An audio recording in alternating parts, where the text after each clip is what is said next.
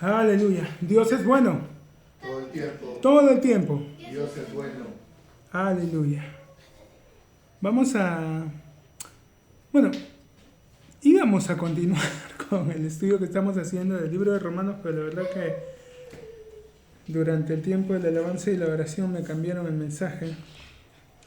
Ya que mañana se está celebrando el Día del Padre, y sí, ya sé que por ahí en los comentarios me van a poner, no, es una fiesta pagana, hermano. Ya. Mira, a mí se me quedó muy claro cuando vi en la palabra esto, nadie te juzga en comida, en bebida, día de fiesta, luna nueva. O sea, el que quiera celebrar, bien. El que no quiera porque condena su alma, bien. La palabra dice que el que come, el que no come no juzga al que come. Y el que come no menosprecia al que no come. Entonces, pero yo creo que como creyentes debemos aprovechar todas las oportunidades que tengamos y que el mundo nos dé para recordarles acerca de nuestro Dios y que Él es un Padre amoroso. Desgraciadamente, porque el mundo cayó y quien gobierna este mundo, para responder a esa pregunta que muchos se hacen y que a veces me la han hecho directamente, ¿no? ¿Y si Dios es tan bueno? ¿Por qué pasan tantas cosas malas en el mundo? ¿No? ¿Por qué hay tantas guerras? ¿Por qué hay tanta desgracia? ¿Por qué hay tanta muerte? Todo fácil. Dios no gobierna el mundo. Dios le dio el gobierno del mundo a Adán. ¿Dudas? Lean Génesis. Lo pone en el huerto y le da la autoridad sobre todo el planeta. Y Adán le entrega la autoridad del planeta a Satanás. Por eso cuando Jesús estuvo en la tierra y Satanás en una de las tentaciones lo lleva a un monte alto y le muestra todos los reinos y le dice, mira, ¿ves todo esto? A ti te daré todo y la gloria de esto. Si postrado me adorares, y le dice, porque a mí me ha sido dado, y a quien quiero se lo doy. Y Jesús nos dice, mentira, Satanás, esto no es tuyo, esto es de mi Padre. No se lo discute porque era cierto. No se lo dio Dios, Dios se lo dio a Adán, y Adán se lo dio a Satanás. Pero y por eso es que el mundo está como está. Satanás era el gobernante legal del mundo desde Adán hasta Jesús. Y después de la cruz, él sigue gobernando el mundo, pero ya no de manera legal. Ya no es el gobernante legal. Es como un juicio de desalojo. La persona está ocupando el lugar porque hizo una trampa por diferentes lugares, va a un juicio hasta que el juez determina, ok, aquí esto no es correcto, tiene que salirse. Y da la sentencia. Va el fiscal, lee la sentencia, se hace a un lado, chapa su gaseosa, se pone a tomar y viene la policía y se empieza a pelear para sacar a la gente. Eso es lo que estamos haciendo nosotros. Recuerden que Jesús dijo que Él vino a salvar lo que se había perdido. Lo, artículo neutro. No se usa para hablar de personas, se usa para hablar de cosas. Él no dijo, yo vine a salvar a los perdidos o a quien se ha perdido. No, Él dijo lo que se había perdido. No era solo el hombre, era todo el planeta. Por eso después de resucitarse les aparece y les dice, toda potestad me ha sido dada en los cielos y en la tierra. Por tanto, vayan. Entonces cuando tú vas y echas fuera un demonio, esto no le va a gustar a los hermanos que hablan de guerra espiritual, tú no vas a pelear con ese demonio. No hay pelea. Ya hubo un juicio, ya hay una sentencia. Tú vas simplemente a desalojar. Tú no tienes que ir y pedirle al hombre fuerte que... No tienes nada que hacer de eso. Tu labor es la de un fiscal que va y lee un acta. Punto. Los ángeles son los que van y se encargan de ejecutarlo. Pero ahora, Primera de Juan, capítulo 3, Dice, mirad cuál amor nos ha dado el Padre para que seamos llamados hijos de Dios. Por esto el mundo no nos conoce porque no le conoció a Él. Amados, ahora somos hijos de Dios y aún no se ha manifestado lo que hemos de ser. Pero sabemos que cuando Él se manifieste, seremos semejantes a Él porque le veremos tal como Él es. Hay algo que debemos entender. Desde Adán hasta Jesús, las personas sabían de la existencia de Dios. Dios se encargó de hacer pactos para mantenerse presente en este mundo, pero nadie se le había ocurrido ver a Dios como Padre. Lo veían como el Creador, el Todopoderoso, el fuerte, grande y temible, pero no lo veían como Padre. Decía que desgraciadamente en este mundo caído ocurre que muchas personas en este mundo, por diferentes razones, crecen sin tener presente en sus vidas la figura de un padre o de una madre, a veces ninguna de las dos. Y luego, cuando llegan a Dios, les cuesta un poco más el poder desarrollar una relación de padre, porque el registro que hay de esa palabra no es tan bueno. Pero nosotros podemos venir a la Escritura y ver que realmente Él es como dice. De nuevo, a nadie se le había ocurrido ver a Dios como Padre. La primera gran revelación que tenemos a través de Jesucristo es eso. Él vino a revelar a Dios como Padre. Nadie lo veía así. Todos lo veían lejano, distante, ahí en el cielo, que había dado sus leyes y más les valía obedecerlas. Porque no lo obedecía. Se imaginaban un Dios enojado, pero no tenía nada que ver con cómo realmente es Él. En cierta ocasión Felipe le dijo, Señor, muéstranos al Padre y nos basta. Y Jesús le respondió, tanto hace que estoy con ustedes, Felipe, y aún no me conoces. El que me ha visto a mí, ha visto al Padre. Cuando Jesús estuvo acá, cuando vino a la tierra esa primera vez, Él estuvo representando al Padre en todo momento. El Padre hasta ahora trabaja y yo trabajo. Yo solo digo lo que escucho a mi Padre decir. Solo hago lo que veo a mi Padre hacer. El Jesús de los Evangelios no es el Jesús que... No es el Jesús eterno. El Jesús que vino aquí en la tierra, el Jesús que vemos en los Evangelios, era Jesús representando al Padre. Era Jesús hablando como el Padre, era Jesús haciendo todo lo que el Padre hacía. No, hermano, ¿por qué dice esto? Bueno, vas a Apocalipsis y ¿cómo se llama ese libro? Revelación.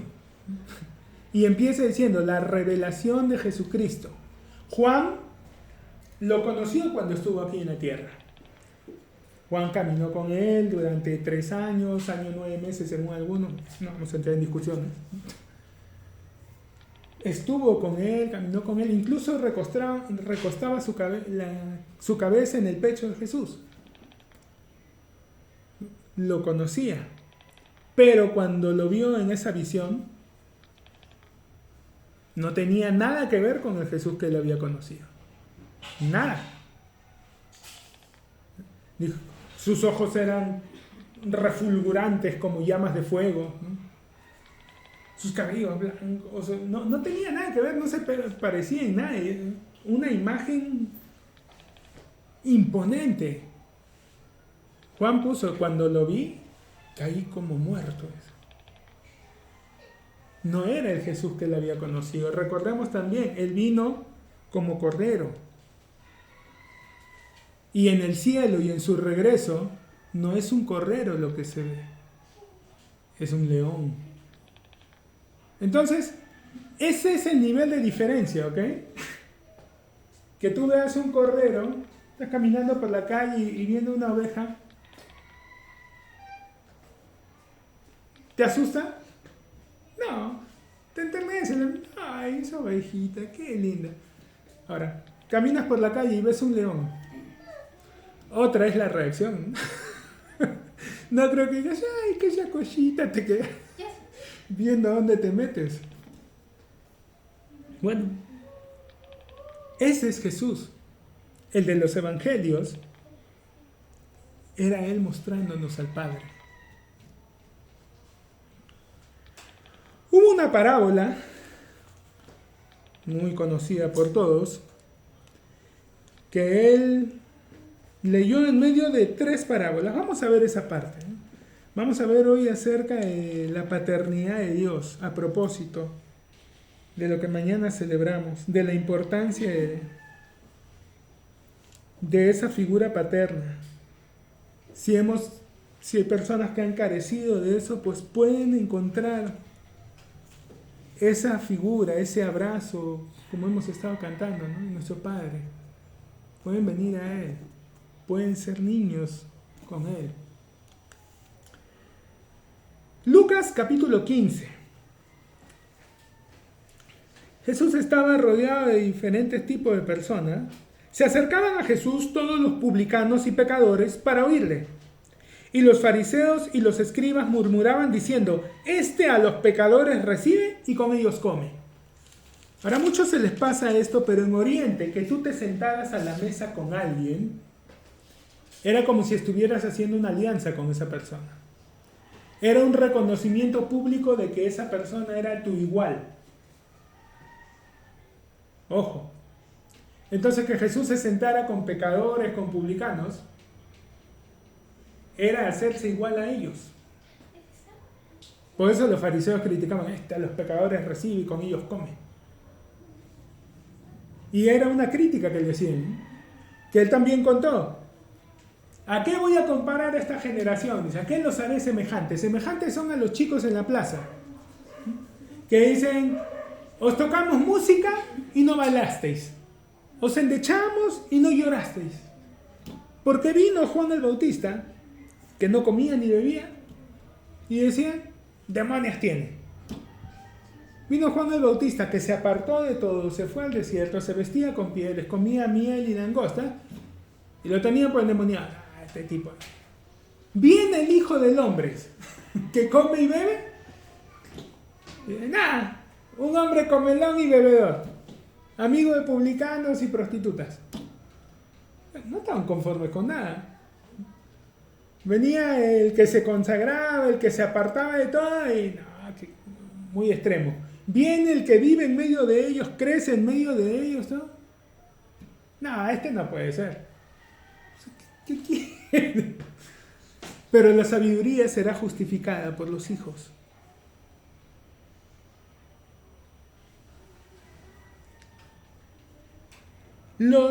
Sabemos que los escribas y los fariseos lo escuchaban, pero más que nada para buscarle el error, ¿no? Me da risa porque hay personas que actúan así y no se dan cuenta de lo que están haciendo. Digo, pero leen la Biblia y actúan así, no se dan cuenta o no se acuerdan quiénes hacían exactamente lo mismo, de ponerse a escuchar lo que alguien está predicando solamente para encontrarle algún error. Sacan videos de diferentes ministros. Miren, en el minuto 48 segundo 13, justo mueven la mano de esta forma. Esa mano es una señal masónica. No seas abusivo. ¿De verdad?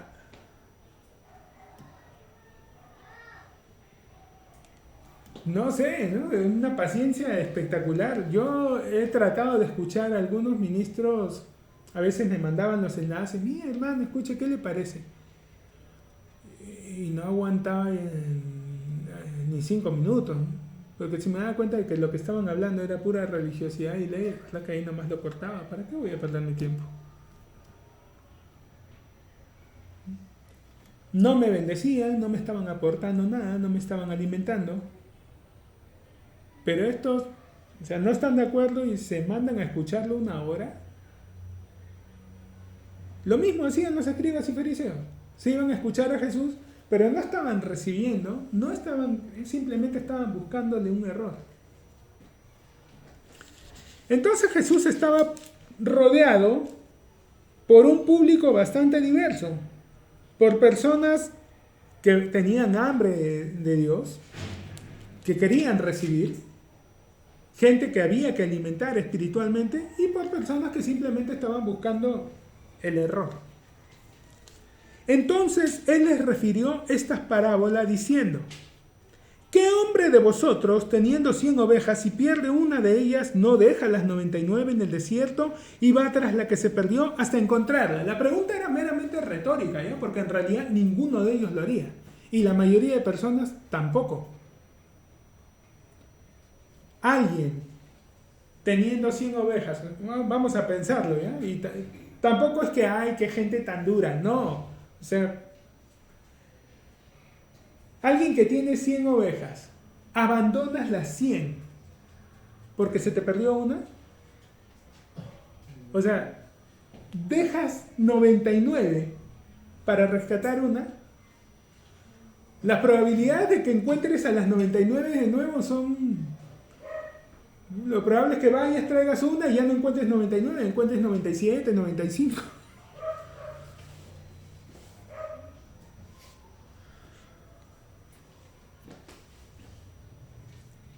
Nadie lo haría. No, más vale pájaro en mano que ciento volando. Se perdió una oveja. Bueno, ya se perdió, pues para qué se van. Eso haría la mayoría. Y sería totalmente entendible, pero ahí Él estaba mostrando la diferencia consigo mismo. Esta parábola de la oveja perdida la puedes juntar con el Salmo 23. Jehová es mi pastor, nada me faltará. Y la puedes juntar también con la parte en que Él habló del buen pastor. Yo soy el buen pastor. El buen pastor su vida da por las ovejas. ¿Qué pastor da su vida por una oveja? No lo hacen. Es una oveja. O sea, viene un león, viene un oso. Pucha, qué pena, ovejita, ¿no? Bueno, me va a pelear con el león por salvar la oveja, ¿no? La recupero después. Pero Dios no ve así. No piensa así. No ama así. Ahí estaba la diferencia. ¿Qué hombre hay de vosotros? Ninguno. Ni uno solo. ¿Qué hombre de vosotros, teniendo 100 ovejas, si pierde una de ellas, no deja las 99 en el desierto? ¿Ya? Y lo pone así. O sea, no es que deja las 99, las lleva a su corralito y las encierra y ya está. Ahí están seguras, no se van a perder. No, no. Lo dice claramente. ¿Qué hombre de ustedes, si tiene 100 ovejas y pierde una, deja las 99 ahí sueltas en el desierto y se va a rescatar a la que se perdió? Nadie. Nadie hace eso. Solo Él. Y va tras la que se perdió hasta encontrarla. Y cuando la encuentra, la pone sobre sus hombros gozoso. Y al llegar a casa, reúne a sus amigos y vecinos diciéndoles: gozaos conmigo, porque he encontrado mi oveja que se había perdido. Hasta allí la historia es bonita, pero aquí esto que va a decir a continuación la vuelve profunda. Os digo que así habrá más gozo en el cielo por un pecador que se arrepiente que por 99 justos que no necesitan arrepentimiento. Entonces, según la parábola, la oveja perdida representa al pecador, ¿no es cierto? Porque dice, así habrá más gozo en el cielo por un pecador que se arrepiente. ¿Cómo así? como el gozo que tenía este pastor, ¿no? Que llega con la oveja y dice, miren, la oveja que perdí, la he encontrado, ya. Entonces, el pecador representa, la oveja representa al pecador.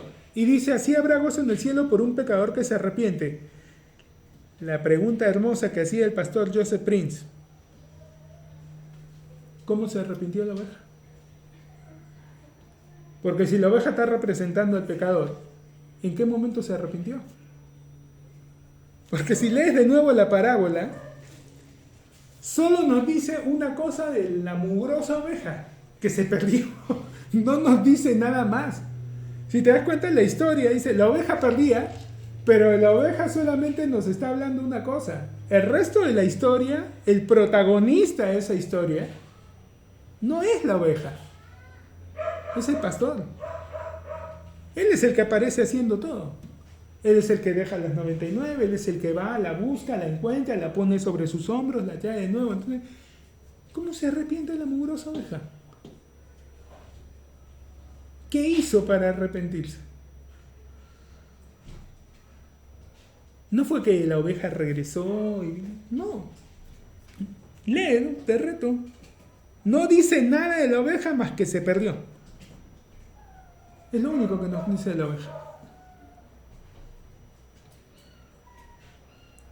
Deja las 99 en el desierto, va tras la que se perdió hasta encontrarla. Y cuando la encuentra, ¿de quién está hablando? Toda la historia habla del pastor. Cuando la encuentra, la pone sobre sus hombros gozoso. El pastor sigue siendo el protagonista. Y al llegar a casa, el pastor reúne a sus amigos y vecinos diciéndole, gozaos conmigo porque he encontrado mi oveja que se había perdido. Todo el tiempo está hablando del pastor. La oveja lo único que hizo es perderse. Todo de lo demás lo hizo el pastor. Así, os digo que así habrá más gozo en el cielo por un pecador que se arrepiente. Entonces, ¿de qué se trata? ¿Cuál es ese arrepentimiento que está señalando? Dejar que el pastor lo haga. Dejarte cargar, dejarte llevar en sus hombros, dejar que te encuentre. No resistirse. Continúa. ¿O qué mujer que tiene 10 dracmas, si pierde una dracma, no enciende la lámpara y barre la casa y busca con diligencia hasta encontrarla? Y cuando la encuentra, reúne a sus amigas y vecinas diciendo, gozaos conmigo, porque he encontrado la dracma que había perdido. Así os digo que hay gozo delante de los ángeles de Dios por un pecador que se arrepiente. Ahora, si ya era complicado con una oveja, pero por ahí la gente se puede poner a especular, una moneda. Si entendemos que arrepentirse, la palabra arrepentirse significa dar un giro de 180 grados en la forma de pensar. Yo estoy yendo en una dirección y de repente digo, no, por acá no es. Me arrepentí. Eso significa la palabra arrepentirse. Regresar, cambiar de dirección. ¿Cómo se arrepiente una moneda? ¿Qué hizo la moneda? No tiene voluntad, no tiene pensamiento. ¿Cómo puede arrepentirse? Es la mujer, de nuevo, la protagonista. Los subtítulos puestos, con la mejor intención, entiendo, nos hablan del objeto, pero los protagonistas de la historia, en la oveja perdida no es la oveja, es el pastor. En la moneda perdida no es la moneda, es la mujer. Y en la del hijo pródigo, tampoco es el hijo, es el padre. Vamos a ver. También dijo, un hombre tenía 2 hijos, y el menor de ellos dijo a su padre, padre, dame la parte de los bienes que me corresponde, y les repartió los bienes. Ahora, por desconocimiento, muchos no terminan de entender lo que Jesús estaba hablando. Jesús estaba pintando un cuadro escandaloso. La herencia, los testamentos, se abren, se leen, se entregan a la muerte del testador, del que hereda. No del heredero. El heredero no puede reclamar nada. El heredero tiene que esperar hasta que el pariente parta. O sea que este hijo venga y le diga al padre, dame la parte de los bienes que me corresponden. ¿No? Viejo, no puedo esperar a que te mueras.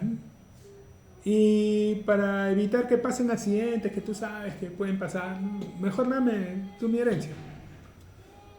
O sea, era medio amenaza, medio extorsión, era una cosa horrible. La ley tipificaba que si algo así se daba, el padre podía sacar al hijo a la puerta ante los ancianos y decir, mi hijo este es rebelde, mi hijo, y lo podían castigar desde meterle unos azotes hasta apedrearlo hasta morir.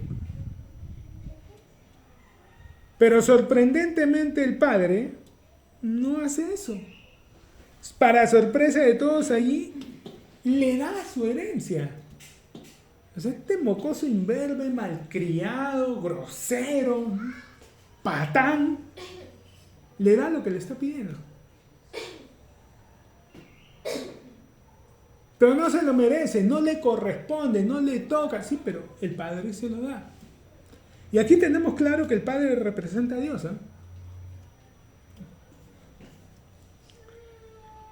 No muchos días después, juntándolo todo el hijo menor, se fue lejos a una provincia apartada y allí desperdició sus bienes viviendo perdidamente. Hacia el final de la parábola nos van a explicar al detalle qué significa eso que vivió perdidamente. Y cuando todo lo hubo malgastado, vino una gran hambre en aquella provincia y comenzó a faltarle. Y fue y se arrimó uno de los ciudadanos de aquella tierra, el cual le envió a su hacienda para que apacentase cerdos. Ahora, se fue, llegó con los bolsillos llenos de dinero, el amigo, el que la ponía, el alma de la fiesta. Sí, siempre cuando uno abunda y no administra y es mano abierta, se te va a juntar un montón de gente. Poquísimos de ellos valen la pena realmente. La mayoría están junto a ti lo que dure el dinero que tengas. El día que el dinero empiece a acabarse, vas a ver cómo todititos se desaparecen. A veces, la palabra dice que todas las cosas ayudan a bien a los que aman a Dios. Hay que buscarle el lado bueno a todos y aprender, ¿no? Y si en algún momento has tenido abundancia y llegas a un momento de escasez, saca lo bueno de ese momento. Que ese momento te va a permitir ver con claridad quiénes realmente son tus amigos y quiénes simplemente han estado por interés. No te digo que después vayas, te vengues, los escupas, los maldigas. No, pero simplemente cuando seas levantado nuevamente ya sabes qué prioridad debes darle a la gente. Oye, qué bien que estés, no, mira, tengo esto. Ya. Bueno.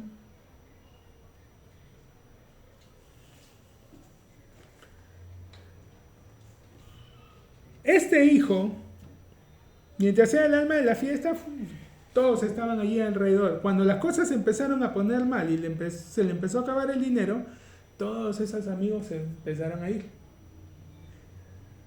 Ahora, en medio de todo esto nunca faltan quienes realmente, siempre va a haber gente bien intencionada, pero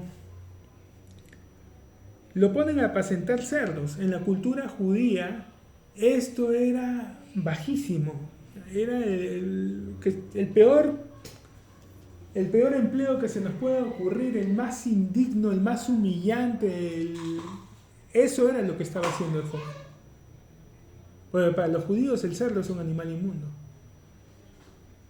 Como limpiar letrinas, no sé, algo que nadie sueña, ¿no? Algo que nadie dice, ay, cuando sea grande quiero limpiar letrinas. No tiene nada de malo, ya todo trabajo es digno y todo, pero no son oficios o empleos que la gente sueñe, ¿no? Se hacen por necesidad. Se hacen para poder sostener, pero no son cosas que uno en deseo se proponga. Este hijo fue enviado a alimentar cerdos. Si el cerdo era un animal inmundo, imagínate ser el sirviente del animal inmundo. ¿En qué lo convertía él? Ahora, los escribas, los fariseos, al escuchar esa parábola y el giro que da, ¿no? que este hijo le empieza a ir mal, pues empiezan a sonreír, ¿no? y a sentir, diciendo, bien, interesante por fin este maestro empieza a enseñar como se debe, ¿no? Que hay consecuencias para las decisiones. Pero no se esperaban lo que Jesús iba a seguir diciendo. Hasta allí estaban sonriendo, muy bien, este hijo fue un patán, fue un mal hijo y ahora le está yendo mal. Qué bien que le esté yendo mal. Se lo merece. Se merece más todavía.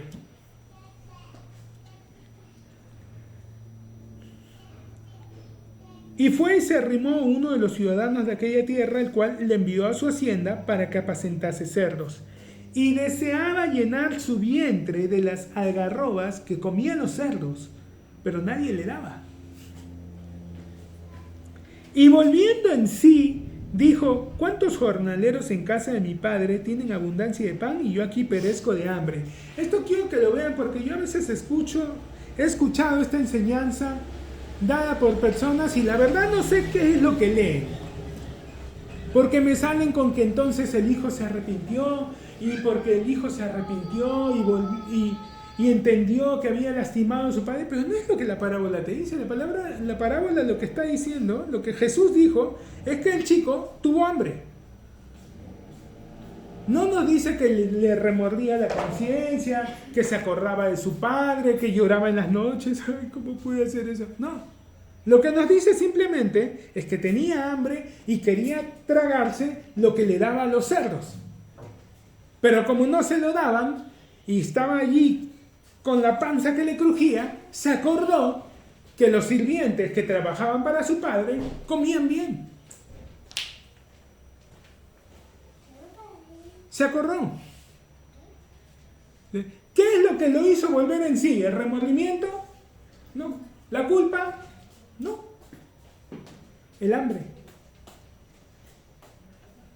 Pero ese chico entonces era un interesado. ¿Sí? Sí, claro que sí. Y cuando se acuerda que sus sirvientes, los sirvientes en casa de su padre comían bien, esa era la razón real por la cual él volvió a casa del padre. No a pedir perdón, no a arrepentirse, no a restaurar. Volvió porque quería tragar. Eso fue lo que lo llevó. Volviendo en sí, dijo, ¿cuántos jornaleros en casa de mi padre tienen abundancia de pan y yo aquí perezco de hambre?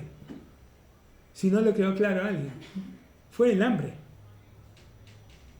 Me levantaré e iré a mi padre y le diré, Padre, he pecado contra el cielo y contra ti, ya no soy digno de ser llamado tu hijo, hazme como uno de tus jornaleros. Pero ese speech era algo que él estaba preparando para obtener el trabajo. No era realmente lo que él sentía, ¿no? Porque si no lo hubiera hecho antes. Simplemente fue, bueno, tengo que llegar, la fregué, tengo que decirle algo, ¿no? Ya se le voy a decir, mira, padre, he pecado contra el cielo, contra ti, no soy digno de ser tu hijo, pero por favor dame trabajo. Quiero comer. Y levantándose vino a su padre, y cuando aún estaba lejos, lo vio su padre. El tema es este.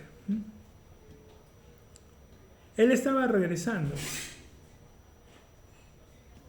por el camino, entrando al pueblo, y el padre estaba mirando en esa dirección. El padre siempre miraba en esa dirección. Ya sabían lo que había pasado con ese hijo, como lo vamos a ver en un ratito. Ellos sabían. Aunque el hijo estaba a un lugar de distancia, los viajeros siempre van de pueblo en pueblo. Así que habían llegado noticias de todo lo que le había pasado al hijo. Y el padre estaba esperando. Ahora, a diferencia de la parábola del buen pastor y de la moneda, él no lo fue a buscar.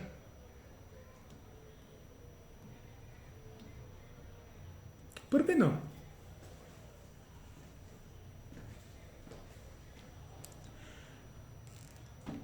La moneda no se quiso perder.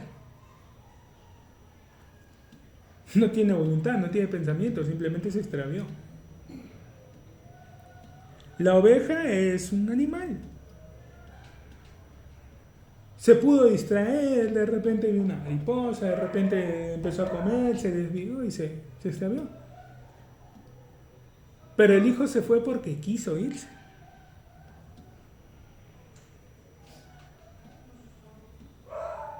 Y el padre lo esperaba y como vamos a ver lo recibió sin condiciones, pero no fue a traerlo. Él tenía que volver. Me acuerdo que las abuelas decían, ¿no? El que se va sin que lo voten, regresa sin que lo llamen. Algo así.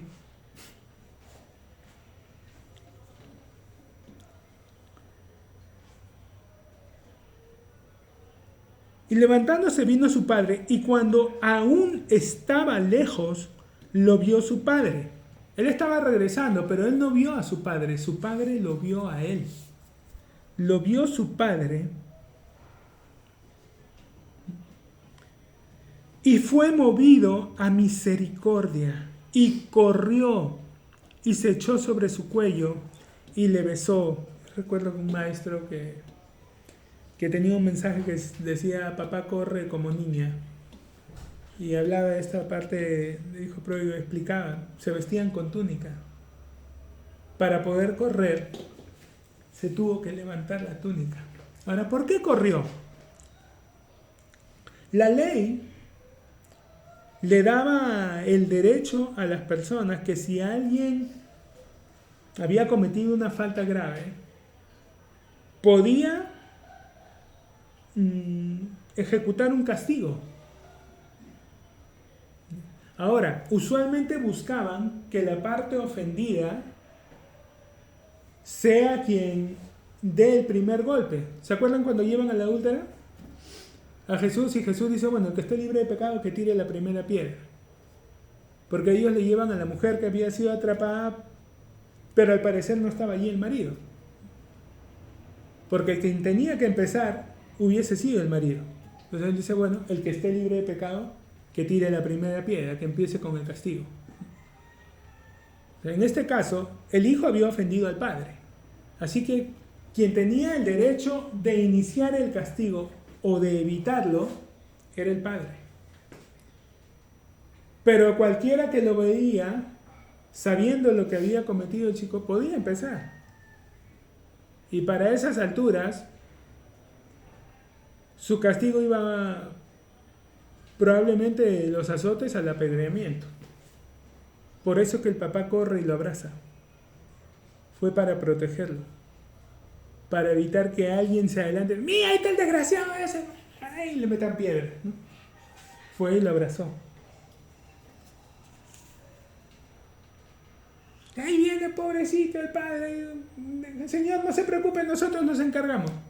Y nunca falta gente así, ¿no? Nunca falta vecinos que se creen los Avengers, los Vengadores.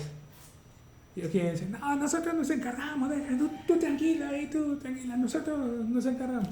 Pues no te he pedido que nada. Por eso es que corre el padre y va y lo abraza.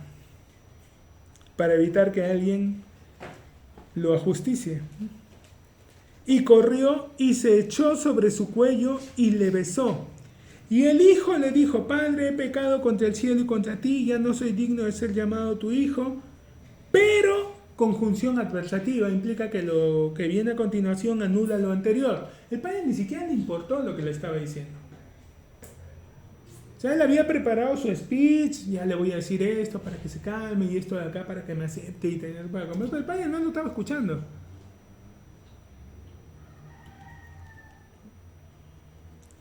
Pero el padre dijo a sus siervos: sacad el mejor vestido y vestidle, y poner un anillo en su mano y calzado en sus pies. Ahora recordábamos, ¿no? El chico había estado alimentando cerdos. Bueno, pero seguramente se bañó y se cambió. Pero ese olor no se te va así nomás. Ese olorcito no se va así de fácil.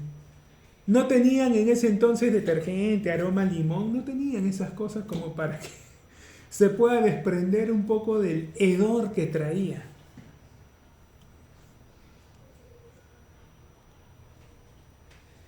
El padre dijo a sus siervos: sacad el mejor vestido y vestidle, y poned un anillo en su mano y calzado en sus pies, y traed el becerro gordo y matadlo, y comamos y hagamos fiesta, porque mi hijo muerto era y ha revivido, se había perdido y es hallado. Y comenzaron a regocijarse.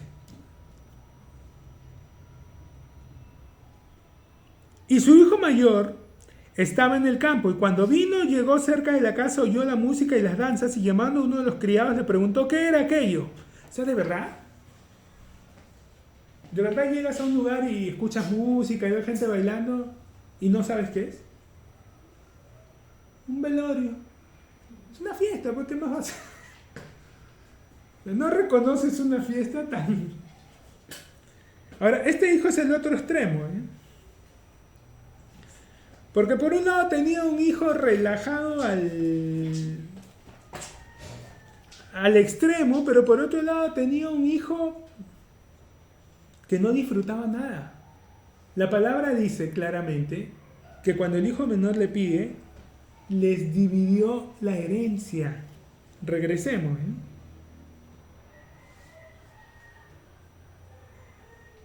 No muchos días después, dame la parte que me corresponde, y a los dos, les repartió los bienes. O sea, no solo le dio al hijo menor, también le dio al mayor. Vamos a ver.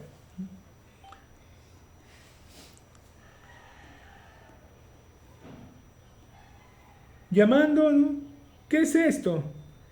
Él le dijo: tu hermano ha venido y tu padre ha hecho matar el becerro gordo por haberle recibido bueno y sano. Entonces se enojó y no quería entrar. Salió por tanto su padre y le rogaba que entrase, mas él respondiendo dijo al padre: he aquí, tantos años te sirvo, no habiéndote desobedecido jamás, y nunca me has dado ni un cabrito para gozarme con mis amigos. Pero cuando vino tu hijo, que ha consumido tus bienes con rameras, has hecho matar para él el becerro gordo. ¿Sabían? Sí les había llegado el chisme. Seguramente alguna caravana pasó por allá, vio y vino y les contó: no, oye, tu hijo es el alma de la fiesta y anda. Después pasaría otra: oye, está yendo mal ahí, tu hijo está trabajando en una granja de cerdos. El chisme se corría, las noticias llegaban. El hijo mayor sabía bien qué era lo que había pasado con ese hermano. Ahora el detalle. El padre le había dado la herencia a los dos, no solamente al menor, al mayor también. Pero el mayor tenía algo que le pasa a mucha gente dentro de la iglesia. El mayor no se veía así. El menor estaba regresando para ver si lo recibían como siervo. El mayor todo el tiempo estuvo en casa, pero él se veía como siervo, no como hijo. Ninguno de los dos en realidad entendían lo bueno que era su padre. Así como la mayoría de personas en la iglesia no entienden lo bueno que es Dios como padre. Siguen queriendo ganarse. Te he obedecido en todo y no me has dado ni un cabrito para hacer fiesta con mis amigos.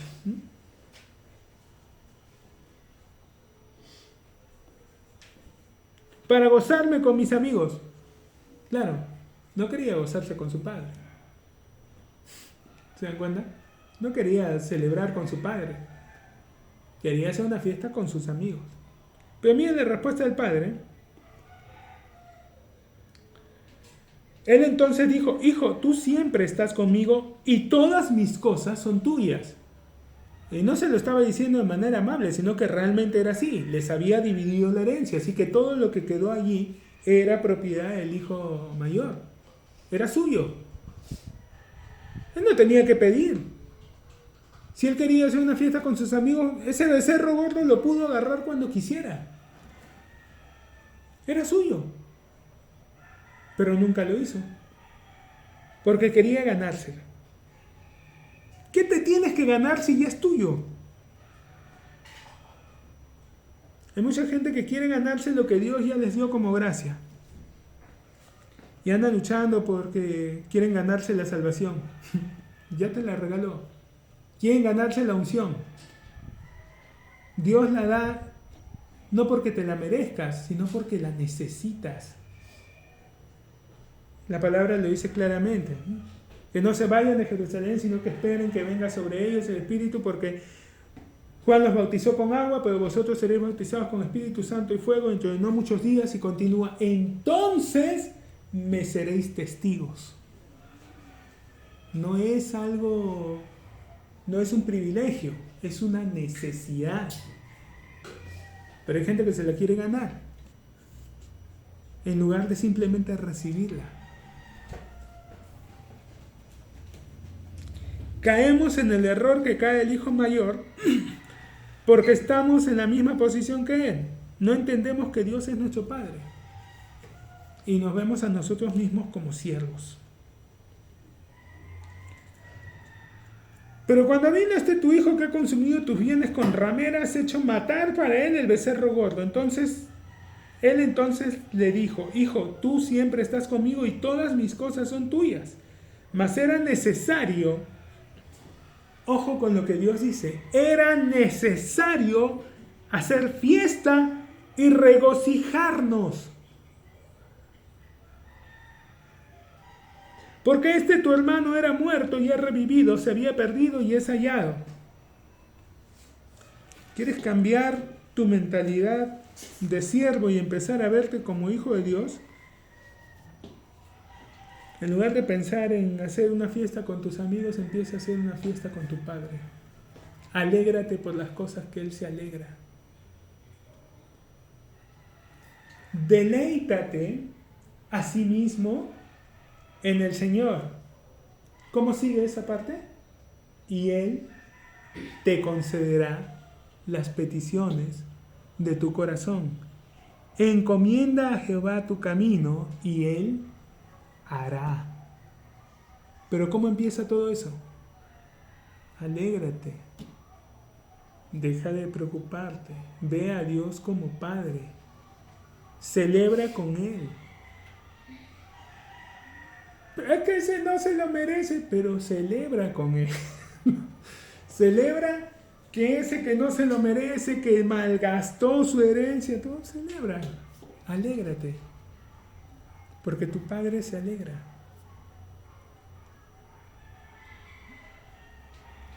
Deleítate en el Señor y Él te concederá las peticiones de tu corazón.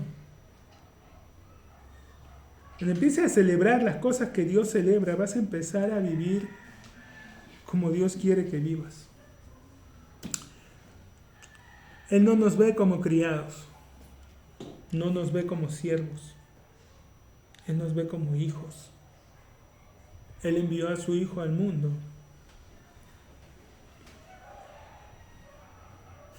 Como hemos leído, mirad cuál amor nos ha dado el Padre para que seamos hechos hijos de Dios. Él ya tiene ángeles, millones de ángeles que le sirven. No busca sirvientes. Él es Padre. Y Él quiere tener una relación de padre e hijos con nosotros. Yo sé que cuando uno no ha cruzado esa vereda, cuesta un poco entender que realmente haya un amor incondicional, que haya un deseo. Sentimos que, no, pero es que tenemos que hacer algo. No necesitas hacer nada. Los que somos padres sí lo entendemos un poco más fácil. Un bebé no es que esté haciendo nada genial.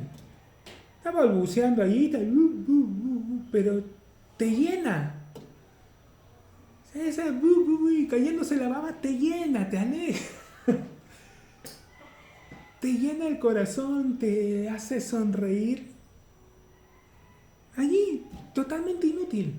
No está resolviendo la paz en Medio Oriente, no está dando la cura a ninguna enfermedad, está ahí apenas. Pero te alegra, te llena de vida, de emoción. Y así nos ve nuestro Padre. O sea, no es que tengamos que ser los mejores seres humanos en el mundo para que Él nos preste atención. Nos presta atención porque somos sus hijos. Así sea que estemos balbuceando, así sea que nuestro genial logro es que soltamos una primera sílaba, aprendemos a decir mamá, papá, o que nos aprendimos a sentar en el vacín. O sea, para Él cualquier cosa mínima es algo que lo alegra, que le llena el corazón, nos ve como Padre. Dejémonos amar como hijos, dejemos de pretender seguir actuando como siervos, amargándonos la vida o perdiéndonos, como en el caso del hijo menor.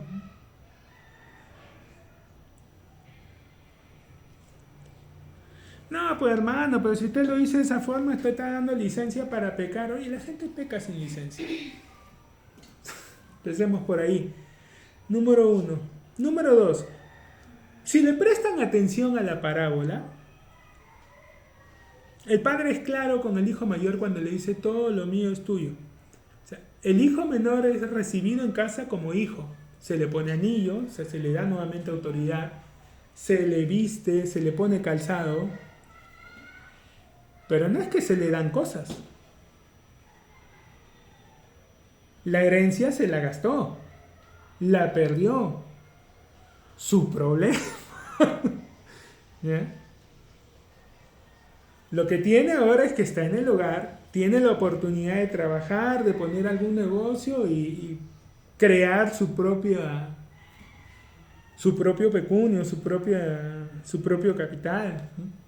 Ya la herencia ya la gastó. Lo que está ahí es del hermano mayor, eso no cambia. O sea, Dios te va a recibir con brazos abiertos siempre. Eres su hijo amado siempre. Va a celebrar contigo siempre.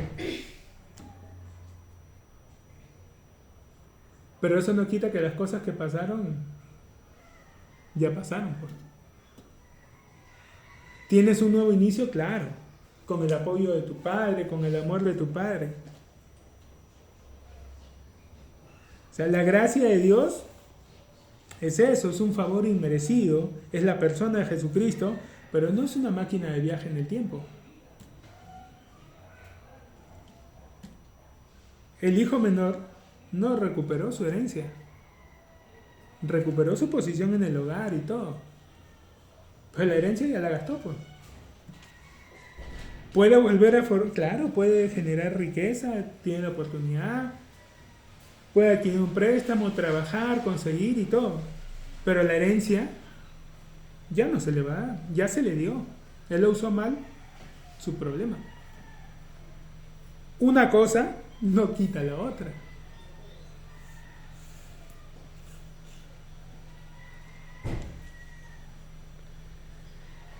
Mas era necesario hacer fiesta y regocijarnos.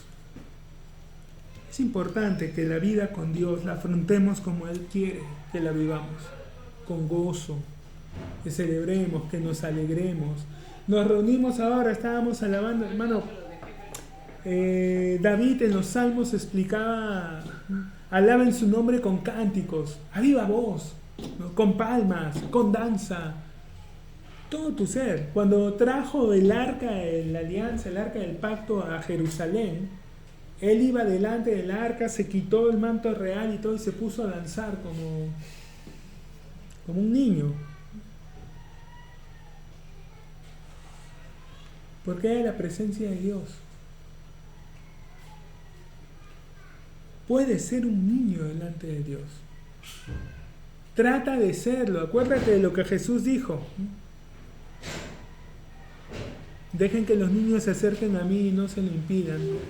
porque de los tales es el reino. Cualquiera que no se haga como uno de ellos no va a poder entrar al reino de Dios. Hazte como un niño delante de tu Padre.